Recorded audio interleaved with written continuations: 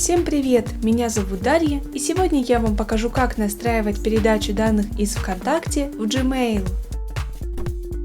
Это нужно, чтобы в автоматическом режиме передавать данные по лидам из форм ВКонтакте в другие системы. Например, в Gmail получать уведомления про новых лидов, чтобы всегда вовремя на них реагировать. А теперь давайте перейдем к настройке. Для начала необходимо создать новую связь. Далее необходимо выбрать систему источника данных ВКонтакте.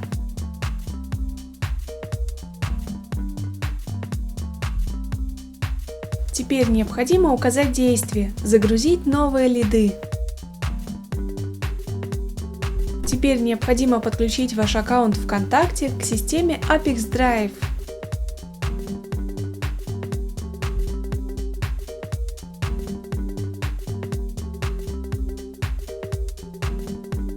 На этом этапе необходимо предоставить доступ для групп, на которых у вас запущена форма сбора контактов, чтобы выгружать новые лиды в другие системы. После того, как появилась надпись «Доступ выдан», просто закройте это окно. Когда подключенный логин отобразился в списке «Активные аккаунты», выбираем его и продолжаем настройку. Укажите группу из выпадающего списка и форму, по которой запущена форма сбора заявок. Также можете указать «Подключать все текущие и новые формы». На этом этапе вы можете настроить фильтр данных. В данном случае в этом необходимости нет, поэтому просто кликаем «Продолжить». Теперь вы можете увидеть тестовые данные. Если вас все устраивает, кликаем «Далее». На этом этапе настройка источника данных успешно завершена. Теперь необходимо перейти к настройке приема данных. В качестве системы приема данных выбираем Gmail. Теперь необходимо указать действие «Отправить письмо».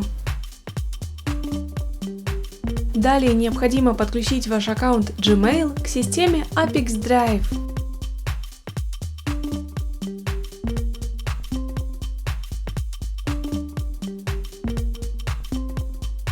Дайте свое разрешение Apex Drive на работу с этим аккаунтом. Когда подключенный аккаунт отобразился в списке, выбираем его и продолжаем настройку.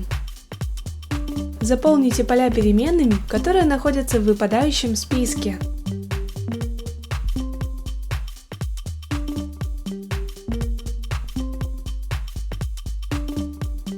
Обратите внимание, вы можете не только использовать переменные, но и прописывать значения вручную.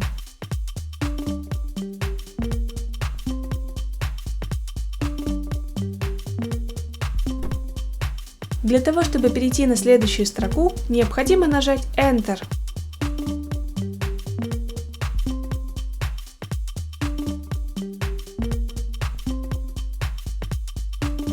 Когда все необходимые данные назначены, кликаем «Продолжить». На этом этапе мы видим тестовые данные. Для того, чтобы проверить корректность настройки, кликаем «Отправить тестовые данные в Gmail».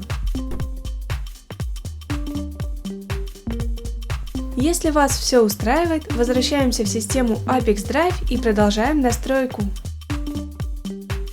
На этом настройка приема данных успешно завершена. Теперь необходимо включить автообновление.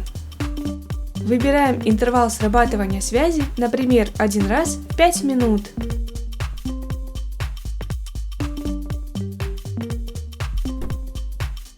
На этом все. Желаю вам успешных настроек интеграций и удачи!